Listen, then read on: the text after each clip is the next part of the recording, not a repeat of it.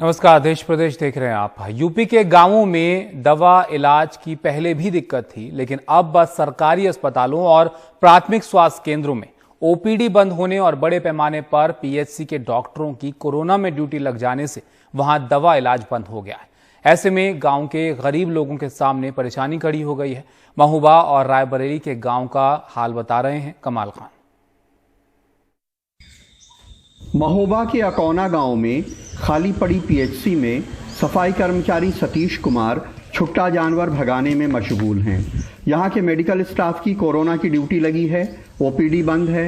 Emergency के doctor Satish Kumar ही हैं, जो गांव वालों की मदद करने को थोड़ा बहुत इलाज कर देते हैं। यहाँ पे जो मरीज आते हैं तो फिर कैसे इलाज होता है उनका?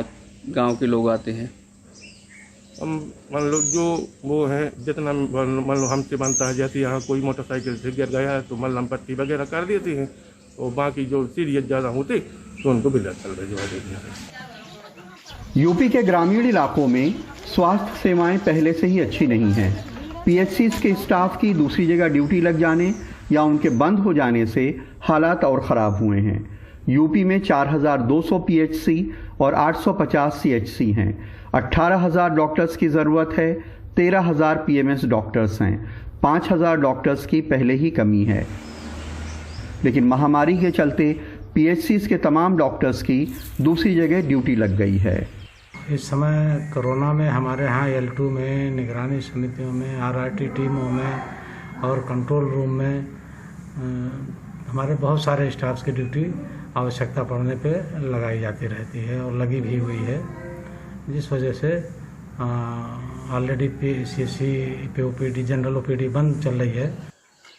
महोबा के बिलबई गांव की पीएचसी दोपहर 12 बजे बंद मिली। लेखपाल देवकीनंदन गांव की स्वास्थ्य निगरानी समिति में हैं। टीकाकरण का जायजा लेने आए थे, लेकिन पीएचसी में ताला लगा था।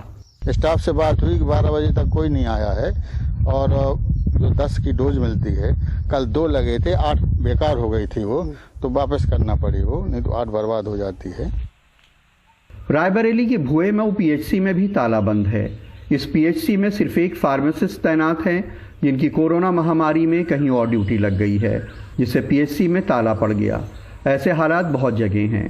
हम माता जी को लाए, कई बार वो लड़का को लाए, यहाँ खुल नहीं रही अस्पताल। आते हैं यहाँ से लौट जाते हैं, फिर प्राइवेट यानी दिखाते हैं, क्या करें, मजबूर हैं।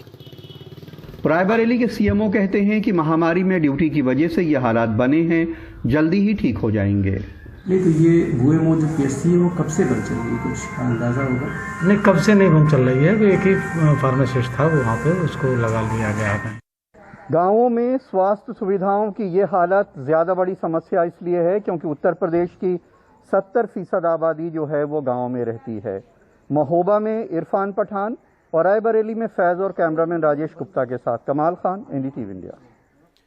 उत्तर प्रदेश के गांवों में कोरोना का जबरदस्त प्रकोप है, लेकिन यूपी के सबसे हाईटेक शहर नोएडा के गांवों में हालात खराब हैं। गांव वाले कोरोना के लक्षणों से मर रहे हैं और कई प्राथमिक स्वास्थ्य केंद्रों में ताला लगा हुआ है, कुछ में तो गोबर भरा हुआ है। हमारे सहयोगी सौरभ शुक्ला की रिपोर्ट आप देखिए। ये यूपी के सबसे हाईटेक शहर नोएडा के दादरी का एक गांव लाहुरली का स्वास्थ्य केंद्र है, जहां कोरोना काल में डॉक्टर होने चाहिए, वहां गोबर के उपले भरे हैं। जिस कमरे में ऑक्सीजन और बेड होने चाहिए, वहां जानवरों के खाने वाला भूसा भरा हुआ है। 72 साल के राजपाल सिंह के घर मातम है। बुधवार को राजपाल के भाई महिपाल सिंह की मौत हो गई। महिपाल सिंह को कई दिनों से बुखार था, अचानक सांस लेने में तकलीफ हुई और अस्पताल के रास्ते में ही उन्होंने दम तोड़ दिया। राजपाल कहते हैं कि अगर ये स्वास्थ्य केंद्र चालू होता तो उनके भाई बच गए होते। मेरा भाई छोटा, अभी परसों ही हल्का सा बुखार हुआ, बस उसी में सोचा कब अस्पताल ले चलें, अस्पताल तक पहुंच नहीं पाए, रास्ते में ही दम तोड़। यहाँ सुविधा होती घर के दर्जे पे तो बस जाते। इस बंद पड़े सामुदायिक केंद्र से ठीक 50 मीटर दूर 70 साल के हरवीर को कोरोना हुआ है। बेचारे घर में ही ऑक्सीजन लगाकर पड़े हुए हैं। न देखने वाला कोई डॉक्टर है, न ऑक्सीजन नापने के लिए ऑक्सीमीटर। यहां से नजदीकी अस्पताल 10 किलोमीटर दूर दादरी में है। 10 हजार की पॉपुलेशन में एक छोटा सा हॉस्पिटल बना, ये भी बंद पड़ा है। गवर्नमेंट का हमारी तरफ ध्यान ही नहीं है, किसी एमएलए एमपी का मुझे लगता है हमारी तरफ कहीं फोकस ही नहीं है।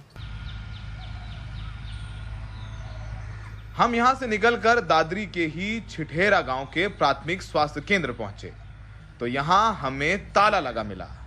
गांव के प्रधान मनीष भाटी बताते हैं कि यहां 1 महीने से ताला लगा हुआ है, कोई डॉक्टर नहीं आया। यहाँ पे कोई डॉक्टर नहीं आ रहा, फिलहाल ताला बंद है।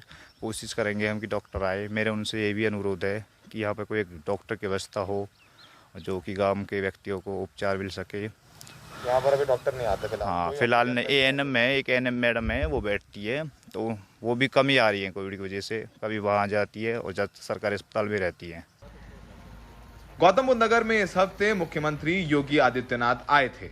उन्हें कुछ गांव के प्राथमिक केंद्रों का रंग रोगन कर दौरा भी कराया गया, लेकिन असलियत में यहां के सैकड़ों गांव कोरोना के दौर में राम भरोसे हैं। एक बहुत पुराना शेर है कि तुम्हारी फाइलों में गांव का मौसम गुलाबी है, लेकिन हकीकत में यहां पर गोबर कूड़ा करकट है प्राथमिक स्वास्थ्य केंद्र में, और यहां के गांव वालों का कोई माई बाप नहीं है। सहयोगी सचिन गुप्ता के साथ दादरी से Saurabh Shukla, NDTV India. NDTV की खबर का बड़ा असर हुआ है। हमने दिखाया था कि मध्य प्रदेश आगर मालवा जिले के निपानिया गांव में किस तरह से 1 महीने के अंतराल में 20 से ज्यादा लोगों की मौत हो गई। लोग झोला छाप डॉक्टरों और टोने टोटके के भरोसे हैं, लेकिन सरकारी अस्पताल जाना मुनासिब नहीं समझते। खबर दिखाए जाने के बाद स्वास्थ्य विभाग का अमला सक्रिय हुआ और पूरे गांव में स्वास्थ्य जांच करने पहुंच गया।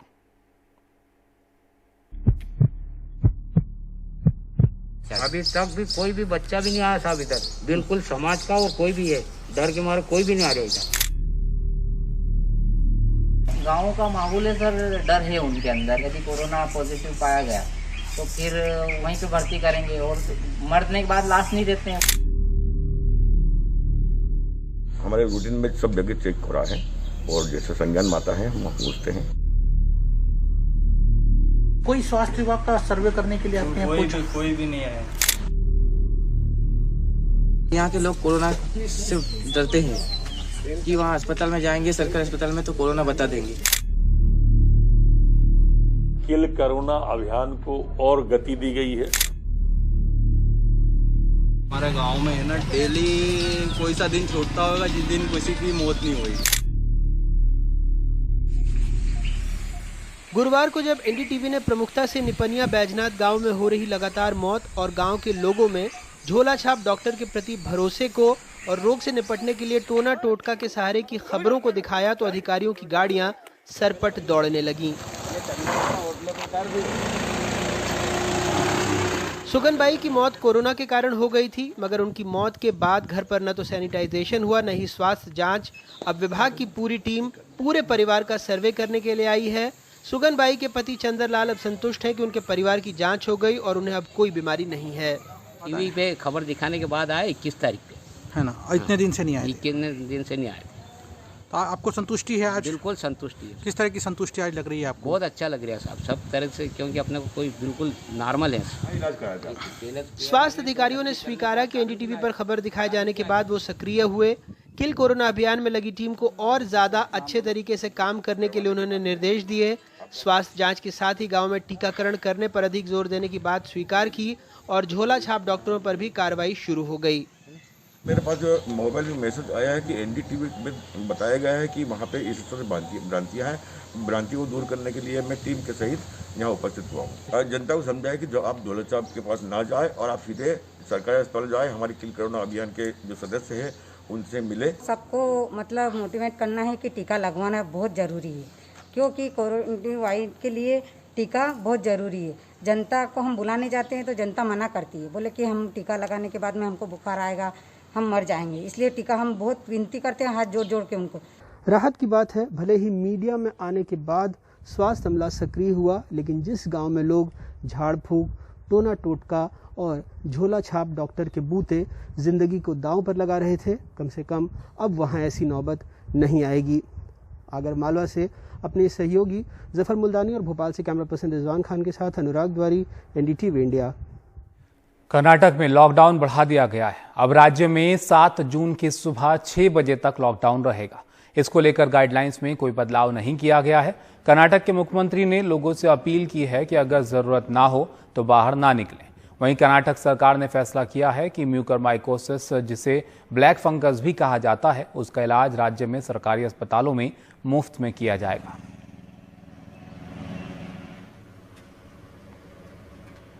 और अब खबर पंजाब से, जहां फरीदकोट जिले में पुलिस ने 2 ऐसे लोगों को गिरफ्तार किया है जो कोरोना की फर्जी रिपोर्ट तैयार कराकर देते थे। ये काम एक प्राइवेट लैब के जरिए किया जाता था और 12,000 रुपए में ये कोरोना की मनचाही रिपोर्ट देते थे। पुलिस ने जिन 2 लोगों को गिरफ्तार किया है उनमें एक केमिस्ट भी है।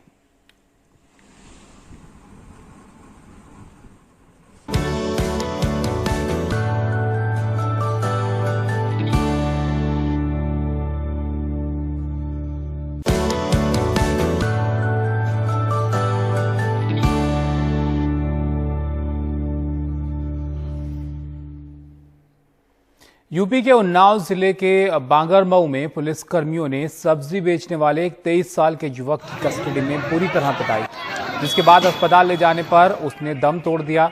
बताया जा रहा है कि पुलिस ने उसे लॉकडाउन उल्लंघन के आरोप में पकड़ा था और इस मामले में 2 सिपाहियों और एक होमगार्ड के खिलाफ केस दर्ज किया गया। तीनों को निलंबित भी कर दिया गया है। युवक की मौत की खबर सुनते ही लोग गुस्से में जमा हो गए और थाने के बाहर प्रदर्शन करने लगे।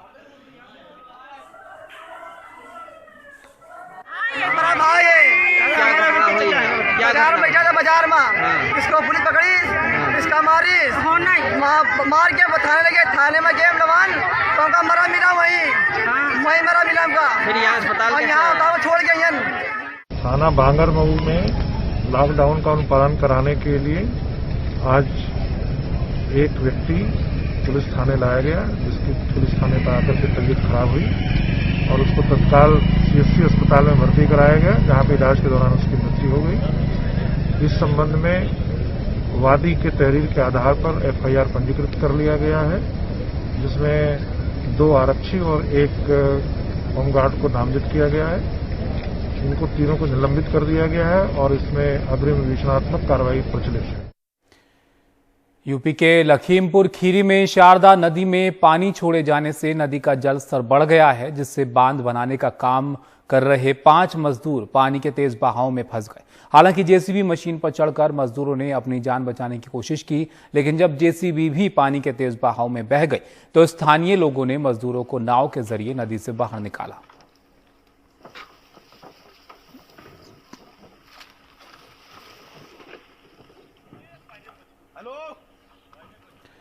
उत्तर प्रदेश के चंदौली में विक्रय केंद्र पर महीने भर से रखा गया किसानों का गेहूं ताउते के बाद हुई बारिश में भीग गया। इन्होंने बिक्री का टोकन ले रखा था, लेकिन इसकी खरीद नहीं की गई। अब सवाल है कि इसका जिम्मेदार कौन? अजय सिंह की रिपोर्ट आप देखिए। चंदौली के इस गेहूं विक्रय केंद्र में महीने भर किसानों का गेहूं पड़ा रहा। किसान इंतजार करते रहे कि इसकी खरीद हो जाएगी, क्योंकि उन्हें टोकन मिल चुका था, लेकिन बारिश में अब ये गेहूं भीग चुका है। टोकन मिला है और अपना लेकर आए हैं गेहूं। ये 1 हफ्ता ले हो गया है। हम पूछे हैं, पल्लेदार एक दिन मिले थे तो उनसे पूछें तो वो कहें कि साहब से मिल लीजिए। साहब से आज मिले तो साहब अभी कुछ रिजल्ट ही नहीं बता रहे हैं कि 2 दिन बाद आओ या 4 दिन बाद आओ या लेंगे या अभी जाओ बाद में आना। बस हमारा अप्रैल का टोकन था। इस विक्रय केंद्र के आसपास के दर्जनों गांव के किसान अपना गेहूं लेकर आए हैं। हर किसी की कहानी सुजीत की तरह ही है। 14 तारीख को सर टोकन मिला था, उस दिन हम गेहूं गिरा दिए थे। उसके बाद ये लोग हमारा गेहूं लिए नहीं। हम रोज डेली आते थे जाते थे शाम में। आज कसा जाएगा, कल कसा जाएगा, आज कसा जाएगा, कल कसा जाएगा। तो बारिश में नुकसान भी हुआ? बारिश में सर नुकसान हुआ है। भीग गया गेहूं? 75 कुंटल गेहूं हमारा अभी कसा नहीं है, वही नुकसान हो गया है, भिज गया है सब। हालांकि अधिकारी कहते हैं कि ज्यादा नुकसान नहीं हुआ। इसे पॉलीथीन से ढक कर रखा गया। देखिए, जहाँ तक नुकसान का है, कोई ऐसा नुकसान नहीं हुआ है। सारे आप देख रहे हैं कि पन्नी से ढका हुआ है। अचानक बारिश आने से जरूर है कि थोड़ी बूंदें पड़ी हैं, गेहूँ सुखा के और डिपो को डिलीवरी हो जाएगी, तो कोई आर्थिक क्षति नहीं हुई है। और जिन किसानों का पड़ा हुआ है उनका भी तौल करा दिया जाएगा, लिस्ट बनवाया जा रहा है। जिलाधिकारी महोदय का निर्देश है कि लिस्ट बनवा के उनकी तौल करवा दी जाए, और इसमें अगर किसी का आर्थिक क्षति होगी तो उससे जो है वसूली की जाएगी। अभी गए थे। किसानों के इस संकट को लेकर विपक्ष के नेताओं ने डीएम से बात भी की और इस क्रय केंद्र पर आकर आवाज भी उठाई, लेकिन फिलहाल अभी कोई सुनवाई नहीं हुई है। गेहूं के क्रय केंद्रों पर किसानों की ये दुर्दशा कोई नई नहीं है। हर साल किसान इस तरीके की समस्याओं से जूझता है, उसका नुकसान होता है और इसकी खबरें भी बनती हैं। पर अफसोस इस बात का है कि बावजूद इसके सरकार के कान में जू नहीं रेंगती। चंदौली से संतोष के साथ वाराणसी से अजय सिंह, एनडीटीवी इंडिया।